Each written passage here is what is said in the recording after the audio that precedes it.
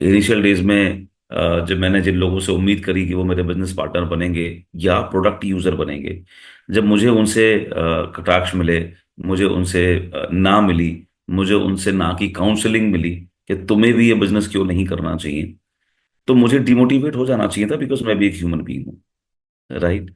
लेकिन believe me, ऐसा पिछले 24 साल में एक सेकंड भी नहीं आया जब मैं किसी के कहने से डिमोटिवेट हुआ या डाइवर्ट हुआ, एक पल के लिए, एक क्षण के लिए भी। उसके पीछे रीजन था कि मुझे किसी ने बाहर से मोटिवेट किया ही नहीं था।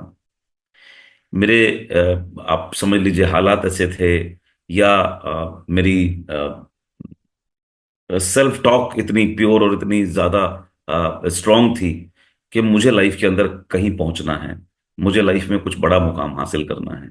मुझे जो कॉम्प्रोमाइज अपनी लाइफ में करना पड़ा, मुझे वो कॉम्प्रोमाइज मेरे फ्यूचर में मेरी फैमिली के साथ नहीं करना पड़े, ये सिचुएशन पैदा करनी होगी, और ये अपने आप नहीं आएगी। सो बिजनेस मेंटालिटी को अडॉप्ट करना, एक्सेप्ट करना उन सिचुएशंस को, पहली चीज तो नहीं है, बिकॉज आधा देश सोया हुआ है, right? They are not bothered to change their life. ठीक है। पॉलिटिक्स इतनी प्रभावी है यहाँ पर, और सबके पास वोटिंग का अधिकार भी है, हम अपनी चॉइस की सरकार लाते हैं, उसके बाद भी हम अपने देश से बहुत सारी चीजें नहीं मिटा पा रहे, जिसमें खासतौर से गरीबी है या अनएम्प्लॉयमेंट है, हम उसको नहीं हटा पा रहे, जो हटेगा भी नहीं। और इसी सिचुएशन के अंदर जिन लोगों को करना है, जो सेल्फ मोटिवेटेड हैं, जिनके पास सेल्फ गोल हैं, वो इसी सिचुएशन के अंदर आते हैं और बिजनेस टाइकन बन जाते हैं, अलग अलग एरियाज को ओपन कर देते हैं।